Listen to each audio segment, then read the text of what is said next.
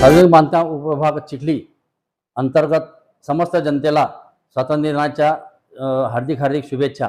तद्वतच आज या कार्यालयीन परिसरामध्ये माननीय आमदार श्वेताताई महाले पाटील व इतर मान्यवरांच्या उपस्थितीमध्ये झाडे लावण्याचा कार्यक्रम इथे संपन्न करण्यात आला। तद्वतच इथे झाडे लावा झाडे जगवा हा संदेश वृक्षारोपणाच्या माध्यमातून समस्त जनतेला देत आहोत। जय हिंद।